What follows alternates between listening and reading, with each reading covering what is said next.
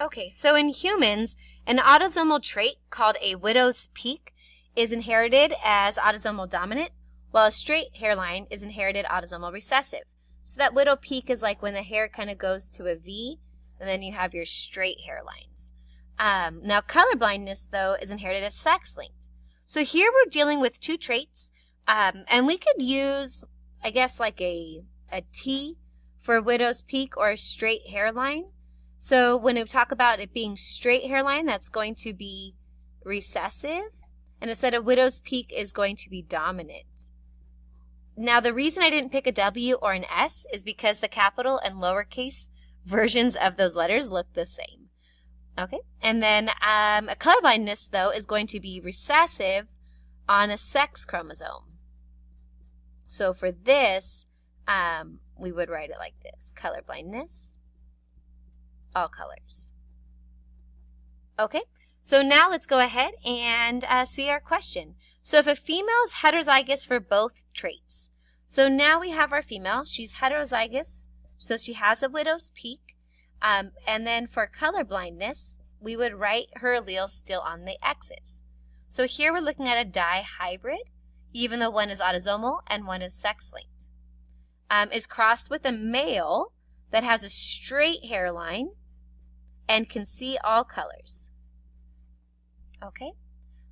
What proportion of their children will be colorblind males with a widow's peak? Give your answer as a fraction or as a decimal to the nearest hundredth.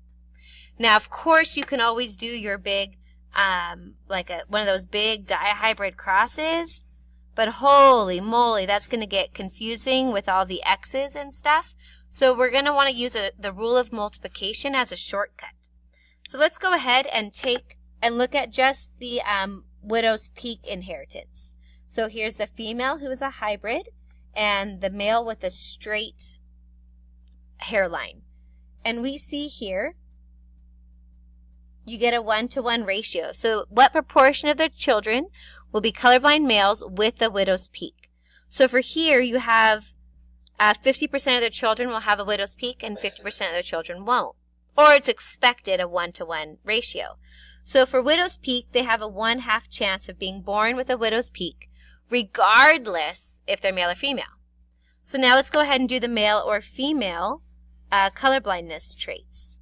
So our female is a heterozygous, and our male can see all colors.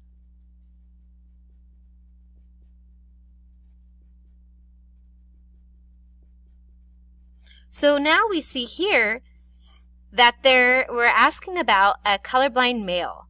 The likelihood of them having a colorblind male is 1 out of 4. So when we take both of these numbers, the likelihood of both of those happening is 1/2 times 1/4.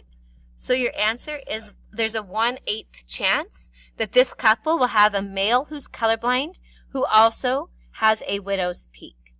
Now, if you really were to set up the dihybrid cross and complete this and fill it all in, you should find 2 squares, 2 out of 16, that fit this description of a widow's peak and a male with colorblindness.